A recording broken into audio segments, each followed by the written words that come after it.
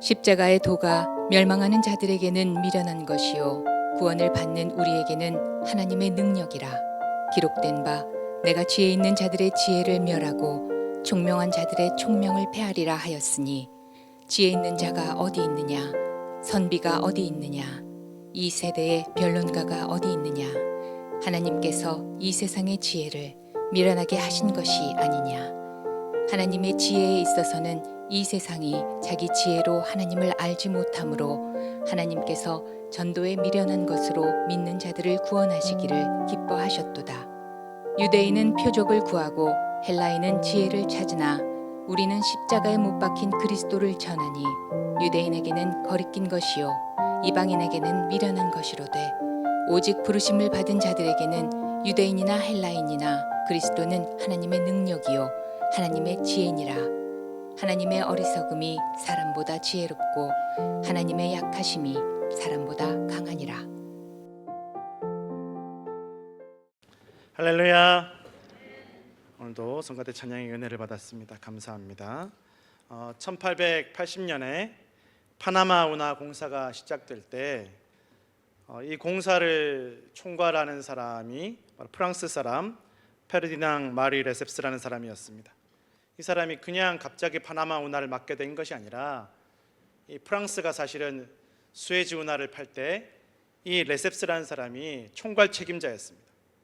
사실은 불과 몇 년 전에 수에즈 운하를 10년 만에 무사히 잘 완공을 한 사람이 바로 이 레셉스라는 사람이었는데, 이 프랑스가 이 파나마 운하 공사를 시작할 때 이 레셉스라는 사람, 해본 사람이, 아무래도 일 해본 사람이 잘 알 테니까, 또 경험이 있는 사람, 아는 사람, 수에즈 운하야 뭐 이렇게 처음 하는 공사다 보니까 좀 뭐 시행착오도 있고 실수할 수도 있고 어려움이 있을 수 있겠지만, 그렇게 경험도 있고 이제는 어떻게 해야 되는지 아는 사람이 와서 파나마 운하를 하면, 더군다나 이 파나마 운하에서 공사해야 되는 그 구간이 수에즈 운하의 절반 정도밖에 되지 않는다라는 거예요. 금방 끝나겠지, 아주 수월하게 끝나겠지. 왜냐하면 레셉스란 사람만 오는 것이 아니라 이 사람이 같이 수에즈 운하를 공사했던 그 팀을 다 데리고 오는 거예요. 그래서 뭘 해야 될지 이제 다 뭐 말하지 않아도 손발이 다 맞는 사람들을 데리고 이 파나마 운하 공사를 시작하기 위해서 왔다라는 것입니다. 다들 아무도 걱정하지 않았습니다. 프랑스도 걱정하지 않았고 레셉스도 걱정하지 않았고 또 주변 나라들도 당연히 금방 쉽게 되겠지, 당연히 공사가 잘 되겠지. 또 약간 어려움이 있다면 그 파나마 지역이 워낙에 이 말라리아가 심한 지역이긴 하지만, 사실 프랑스도 그렇고 다른 유럽의 여러 나라들이 그때 당시에는 아시아의 식민지를 많이 개척하고 이미 말라리아라는 것을 경험해 보지 못한 게 아니니까, 우리 저 아시아에서 말라리아 다 경험해 봤는데 다 뭐 크게 신경 쓸 거 없다, 말라리아는 개미가 옮기니까 개미만 조심하면 말라리아 걱정 안 해도 된다. 그래서 자신만만하게 다 달라붙었다라는 거예요. 레셉스와 팀이 달라붙고 또 수많은 사람들이, 또 프랑스가 적극적으로 후원을 해주었다는, 이 운하를 건설할 때 뭐가 필요한지를 이제 다 아니까 다 준비도 갖추어 놓고 계획도 세우고 해본 사람들, 경험해 본 사람들이 와서 공사를 시작했다라는 것입니다. 근데 아까도 말했지만 제일 힘든 일이 사실은 말라리아인데, 이 말라리아가 개미가 옮긴다고 생각했기 때문에, 왜 그렇게 생각했냐면 우리가 세계 곳곳을 돌아다녀 보니까 말라리아가 심한 지역에는 항상 개미들이 많다라는 거예요. 그리고 항상 개미한테 물리고 나서 말라리아가 걸리더라는 거예요. 그러니 10중 8구 틀림없이 말라리아는 개미 때문이라고 생각했다라는 거예요. 그럼 어떻게 말라리아를 막을 수 있냐? 개미한테 안 물리면 된다. 그래서 이 인부들 침대마다, 침대 다리마다 대야에 저기 웅덩이 물을 퍼다가 대야 다리마다 이렇게 고여 놓았다라는 거예요. 그런데 희한하게 개미는 안 올라오는데 말라리아는 점점 더 심해지더라는 것입니다. 아니, 일하다가 개미한테 물리나? 이상하게 생각했다라는 것입니다. 그때 사람들은 말라리아가 모기 때문이라는 것을 생각도 하지 않았다라는 거예요. 말라리아는 개미 때문이야. 100% 개미 때문이야. 왜? 통계적으로 봐서 그러니까. 우리가 다 경험해 봤으니까, 다른 나라 돌아다니면서 경험해 봤으니까 통계적으로 그러니까 사람들이 다 그렇게 이야기하니까 우리는 운합하는 것도 당연히 잘 알고 쉬울 거라고 생각하고 말라리아도 잘 안다라고 생각하고 쉬울 거라고 생각했다라는 것입니다. 그런데 전혀 그렇지 않았다라는 것입니다. 결국 이 프랑스가 레셉스라는 사람, 이미 수에즈 운하로 성공을 맛본 사람, 그 사람을 통해서 시작한 파나마 운하가 수에즈 운하, 처음 파는 수에즈 운하도 10년 만에 완공이 됐는데 9년 동안 공사하면서도 실패했다라는 것입니다. 그렇게 실패하고서도 자기들이 왜 실패했는지를 모르는 거예요. 왜 실패했을까? 무엇이 문제일까? 나름 개미한테 안 물리려고 열심히 노력했는데 개미가 문제, 말라리아가 문제라고 말라리아에 막기 위해서 연구하고 또 통계를 봐서 개미한테 안 물리려고 열심히 노력했는데 왜 뭐가 문제일까? 모르더라는 거예요.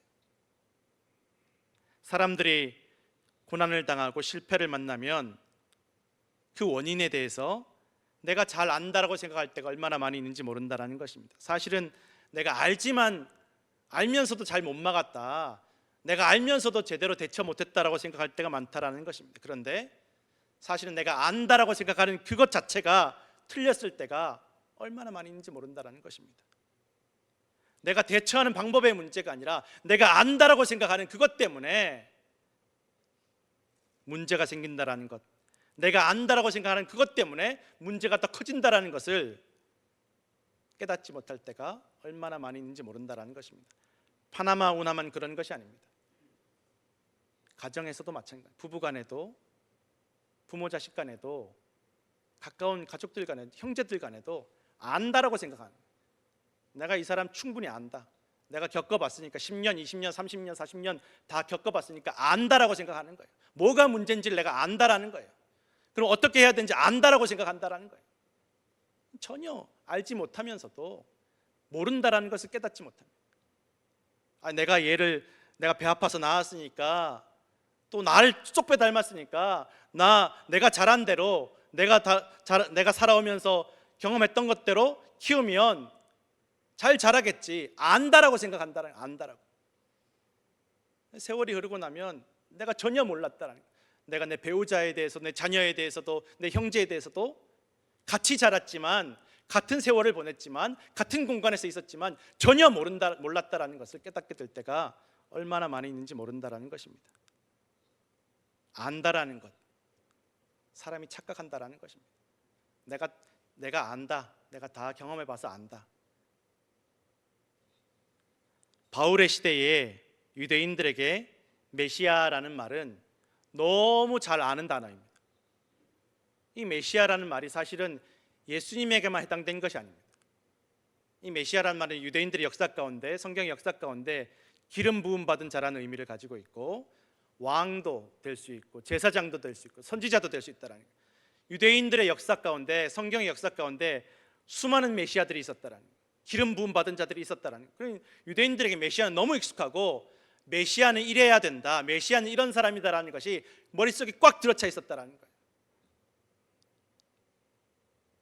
그러니 유대인들에게 메시아는 적어도 왕처럼 이 나라를 참 지킬 수 있는, 나라를 일굴 수 있는, 나라를 이끌어갈 수 있는 지도력이 있고, 또 다른 적들로부터 이 나라를 지키고 민족을 지키고 백성들을 지킬 수 있는 능력이 있는 사람, 그리고 제사장처럼 하나님 앞에서 거룩함을 지켜줄 수 있는 사람, 율법에 대해서 1.1획도 틀리게 행동하지 않는 사람, 철저한 사람, 선지자처럼 하나님의 능력을 받아서 많은 기적과 이적을 베푸는 사람, 뭔가 눈에 보이는 증거들이 있는 사람.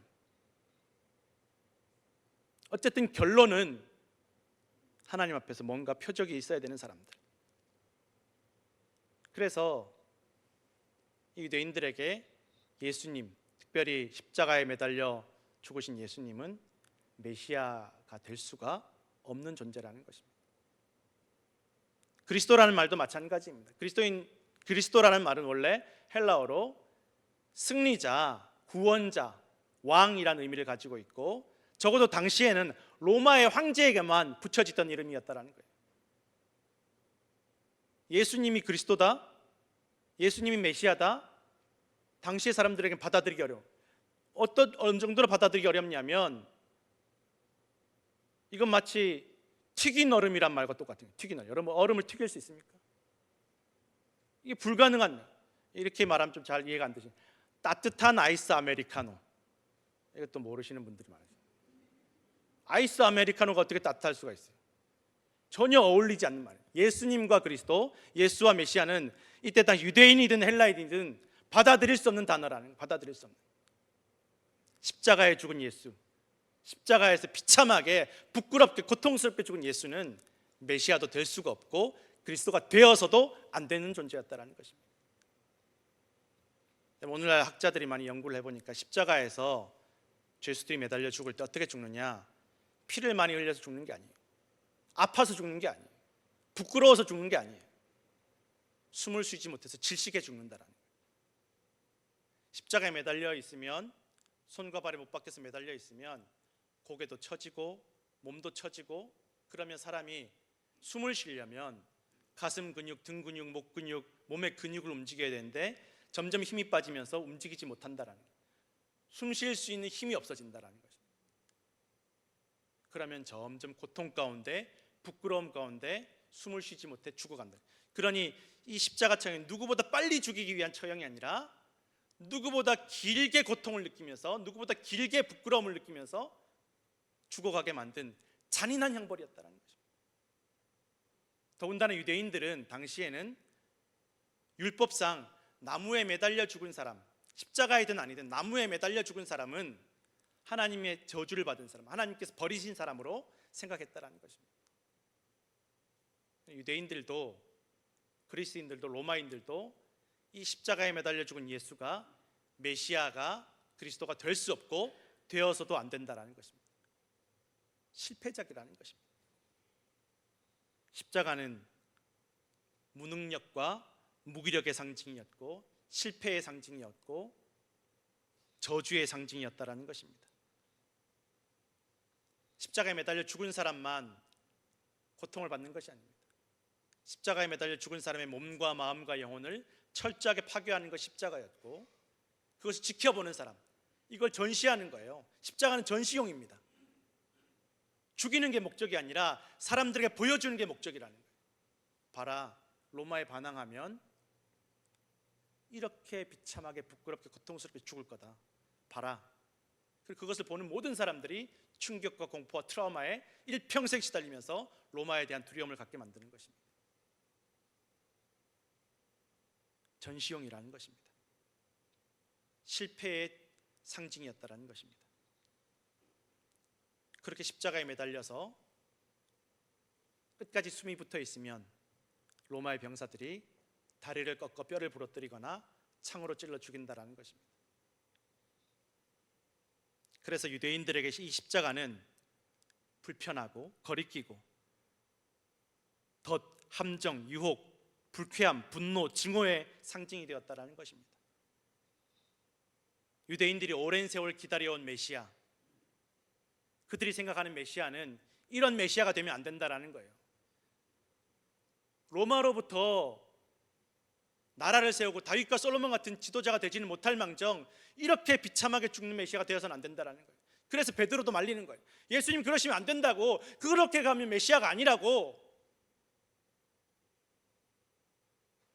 받아들일 수 없는 말이라는 것입니다.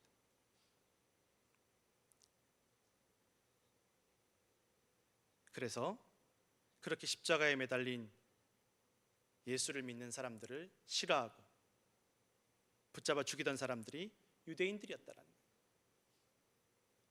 우리가 받아들일 수 없는 메시아, 그들을 전하는 것입니다. 그렇게 예수 그리스도의 복음을, 예수 그리스도의 십자가를 무시하고 멸시하고 미워하고 증오할 때 그럴수록 자신들이 더 죄를 짓고 더 구원과 멀어지는 것을 몰랐다라는 것입니다. 다 멸망하게 되는 것을 깨닫지 못한다라는 것입니다.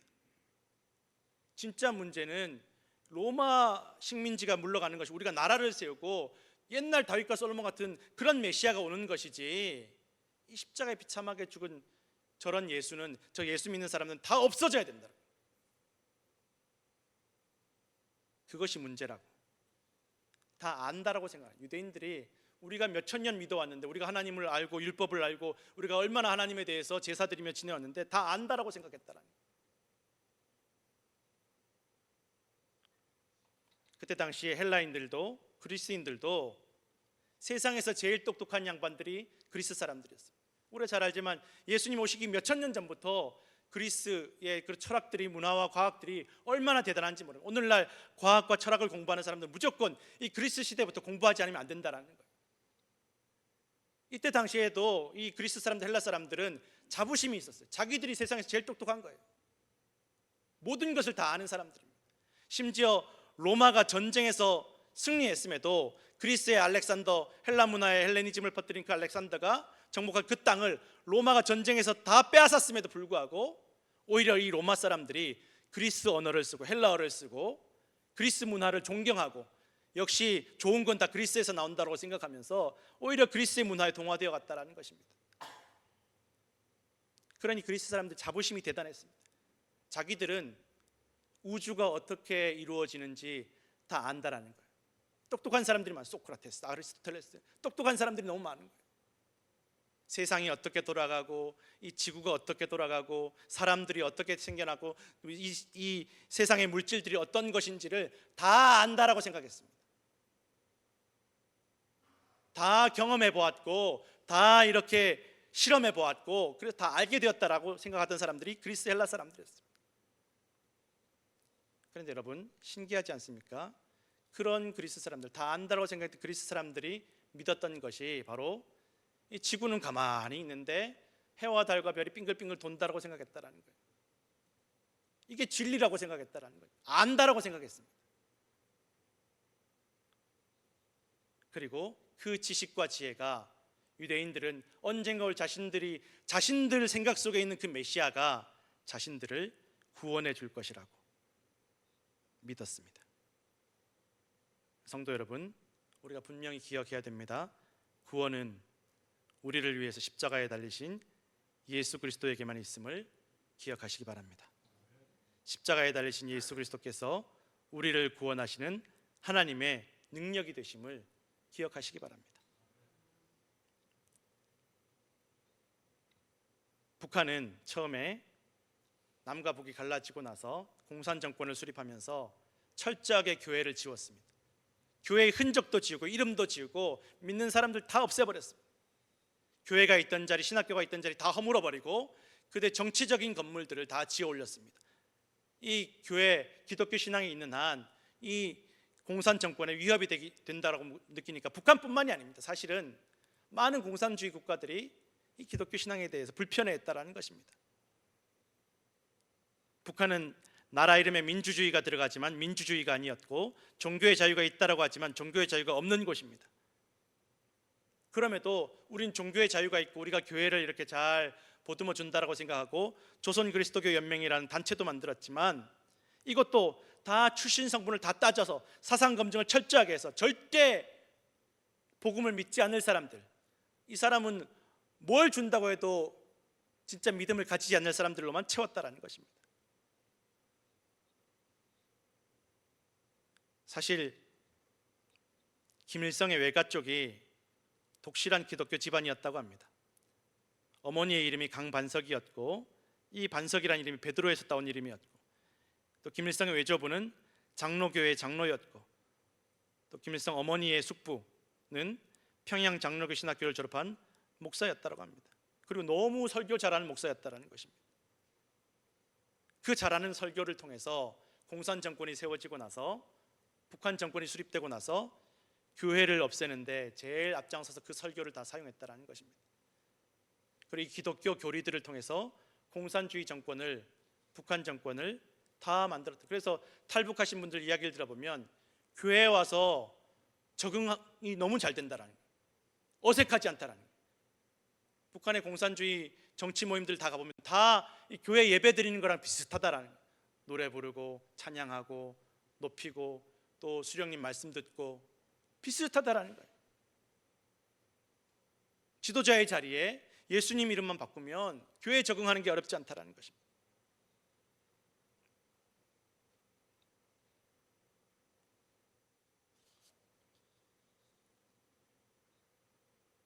그렇게 교회의 방식을 이용해서, 복음을 이용해서 자신들의 정치적인 수단을 세웠다라는 것입니다. 복음이 사람과 세상을 변화시키지는 못하고 오히려 이용당하고 부끄러움을 당하는 것처럼 보였다라는 것입니다. 다 믿는 사람들이 북한 정권이 수립되고 나서 남한으로 다 넘어옵니다. 월남합니다. 못 살겠으니까, 거기서는 믿을 수가 없으니까. 남아있던 사람들조차도 이게 뭔 소리, 교회가 있고, 과거에는 해방된 직후에는 이 평양이 동방의 예루살렘이라고 불릴 정도로 그렇게 복음이 뜨겁고 신학교와 교회들, 큰 교회들이 많았었는데 이게 다 무슨 소용이에요? 한순간에 다 사라져버린 거예요. 그리고 이제는 예수 믿는 것이 부끄럽고 수치스럽고 고통스럽고 목숨 걸지 않으면 예수 믿지 못하는 그런 시대가 왔다라는 것입니다. 그러니 남아있던 사람들조차도 믿음을 다 포기해버리는 일들이 많았다라는 것입니다.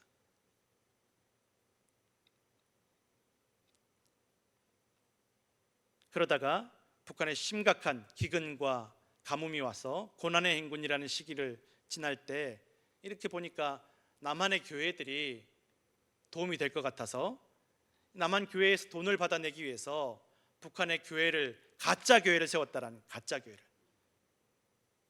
봉수교회, 칠골교회, 성당도 세우고, 교회 세우면 남한의 교회들이 돈을 지원해 줄 것 같으니까 가짜 교회들을 세우고 가짜 교인들을 채웠습니다. 철저하게 사상 검증 다, 출신 성분을 다 검증해서 절대 신앙에 넘어가지 않을 사람들로 강제로 이 교회를 채웠다라는 것입니다. 가짜 교회에 가짜 교인들로 다 채웠다라는 것입니다. 그런데 희한한 일이 일어나는 것이, 그 가짜 교회에서 가짜 신자들이 가짜 설교를 듣고 찬송을 부르는데 진짜 신자가 되기 시작했다라는 것입니다. 다 가짜인데, 교회도 가짜고 가짜 신도들이 모여 있는데 거기서 찬송 부르고 성경 읽고 하는데 진짜 신자가, 진짜 믿음이 생기기 시작하는 거예요.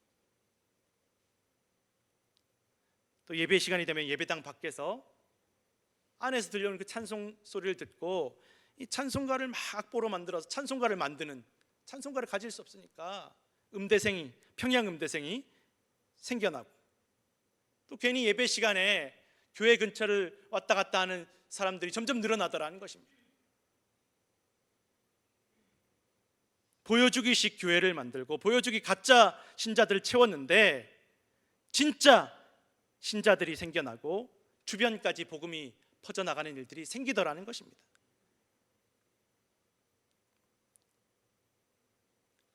이미 옛날에 진짜 믿던 사람들은 다 남한으로 넘어오고 다 뿔뿔이 흩어지고 남아있던 사람, 신앙을 가진 사람들이 없었는데, 누구도 신앙을 지도해주고 신앙의 본이 되어줄 사람이 아무도 없는데,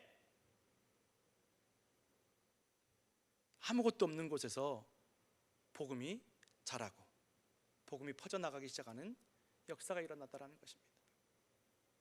다 끝났다고 실패했다고 생각했는데, 복음은 실패하고 교회도 실패하고 그 어느 것도 이루지 못했다고 생각했는데, 교회도 신학교도 다 무너졌다고 생각했는데 기가 막힌 일들이 일어나는 것입니다. 몇 년 전에 한국의 한 기독교 라디오 방송국에 중국에서 온 편지가 도착했다는 것입니다. 보니까 중국에서 오긴 왔지만 중국에서 보낸 편지가 아니라 중국을 거쳐서 보낸 북한 사람이 보낸 편지라는 거예요.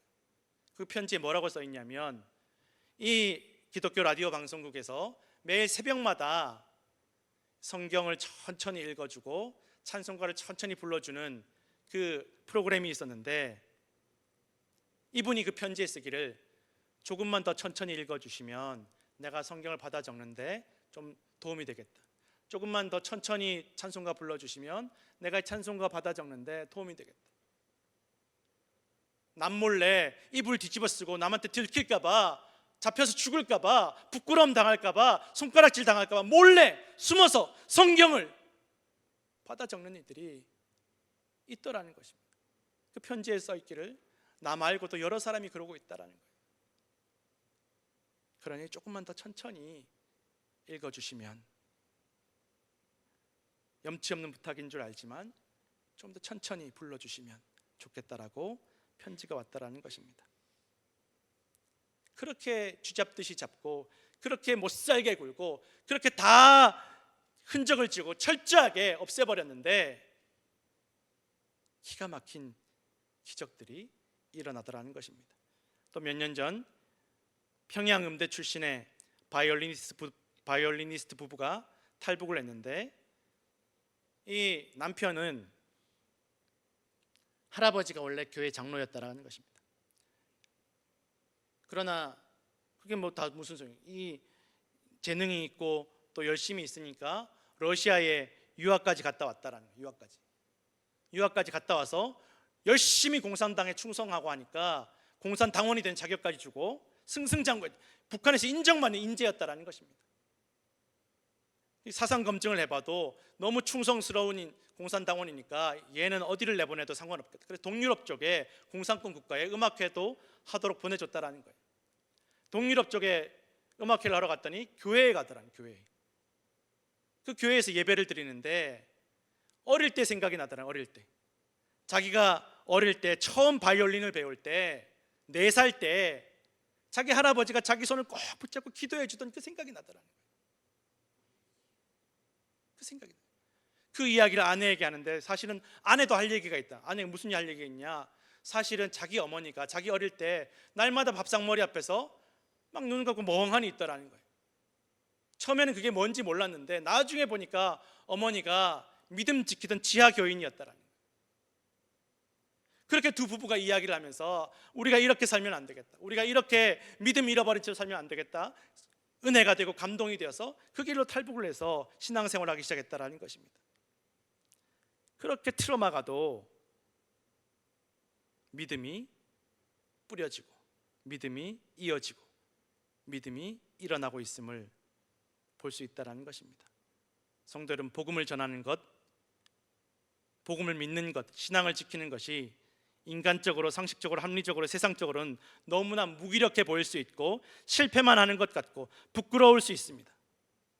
그래서 오히려 신앙생활하다가 신앙생활을 미워하기도 하고 싫어지기도 하고 멀어지기도 하지만 그렇게 어리석어 보이지만 여전히 하나님의 능력이 나타나고 있음을 여러분 기억하시기 바랍니다. 우리가 세상을 살아가면서 벗어나지 못하는 절망과 고난과 고통과 어려움을 십자가를 만날 수 있습니다. 믿어본들 뭐하나 열심히 기도하고 내가 열심히 봉사했는데 손가락질 당하고 욕먹고 부끄러움 당하고 일은 더 안 풀리고 더 아프고 더 고통스러운데 교회 나가면 뭐하고 기도하면 뭐하나 예배하면 뭐하고 봉사하면 뭐하나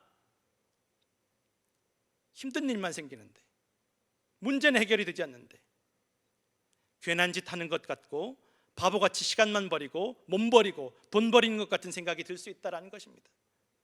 아무리 기도해도 변하지 않는데 내가 가족 위해서 아무리 기도해도 이 사람 변하지 않는데 이 애들이 변하지 않는데 아무리 기도해도 내 건강의 문제가 좋아지지 않는데 그래서 신앙생활로 교회 다니는 것이 세상에서도 가정에서도 부끄러움을 느낄 때가 올 수도 있다는 것입니다. 그러나 성도 여러분, 그때에도 하나님의 능력은 여전히 살아계셔서 역사하고 계심을 믿으시기 바랍니다. 예수 그리스도의 보혈의 능력이 살아계셔서 우리가 넘어져 있는 그때에도 우리가 넘어져 있는 그 자리에서도 역사하심을 반드시 기억하시기 바랍니다. 당장 내 눈앞에 보여야만 기적이 일어나는 것이 아닙니다.